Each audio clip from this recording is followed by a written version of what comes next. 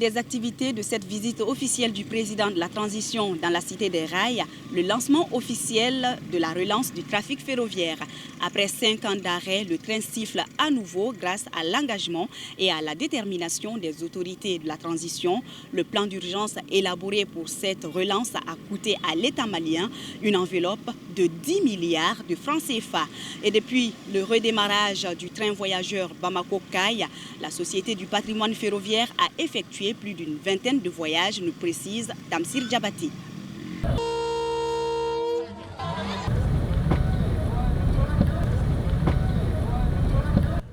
La relance du trafic ferroviaire, si cela était considéré comme un rêve pour certains au départ, aujourd'hui, la réalité est tout autre. Grâce à la volonté politique et à l'engagement du président de la transition, le train siffle à nouveau au grand bonheur des populations riveraines.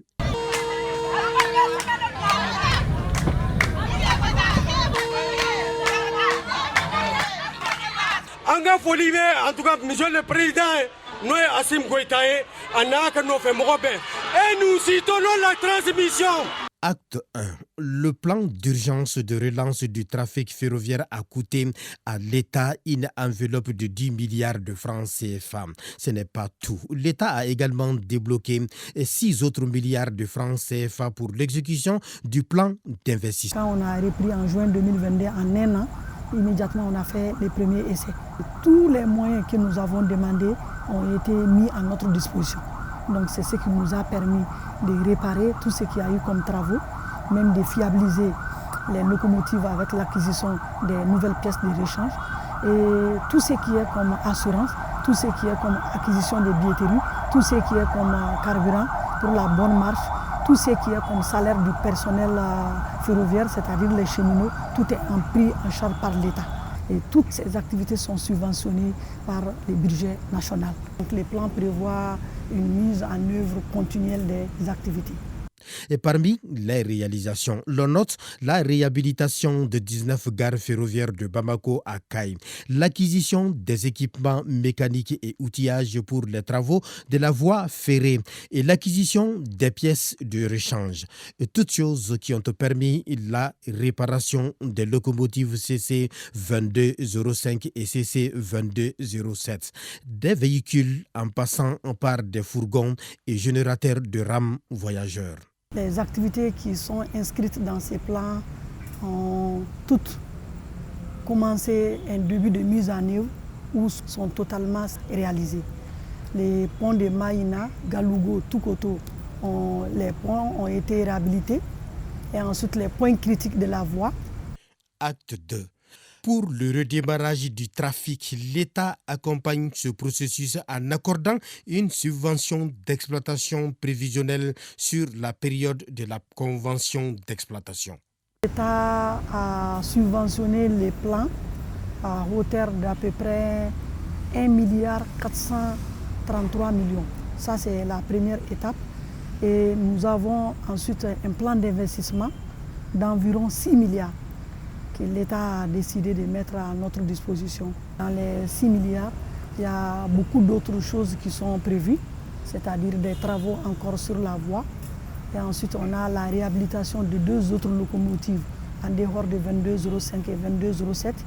C'est grâce à cette subvention que la Sopafer a élaboré un plan de voyage de 6 trains par semaine entre Bamako et Kai pour la première phase. Elle compte augmenter ce nombre à 14 pour la seconde phase. L'engouement fait que le nombre de places disponibles était moindre par rapport à la demande. Donc, raison pour laquelle, avec les différentes localités, les maires, nous avons tenu des réunions pour qu'au niveau de chaque gare, des places puissent être réservées. Acte 3, c'est celui de la convention d'exploitation et contrat de performance et de la Société de patrimoine ferroviaire du Mali, Sopafer Mali SA. Le 23 mai 2023, on a fait une communication verbale au Conseil des ministres qui a délégué l'exploitation de l'activité ferroviaire à la même société qui s'occupait du patrimoine.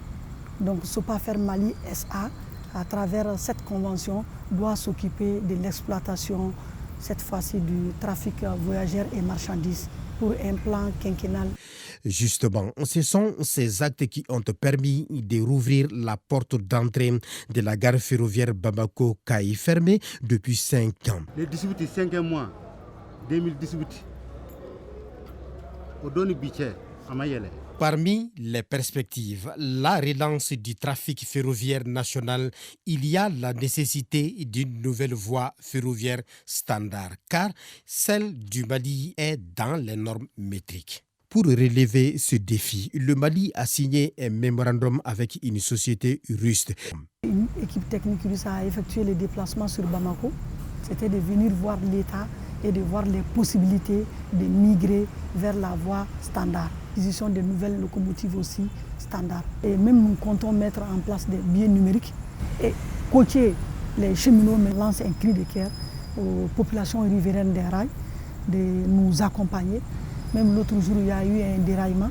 La raison, sur les rails, il y a ce qu'on appelle les dépôts d'ordures à certains endroits.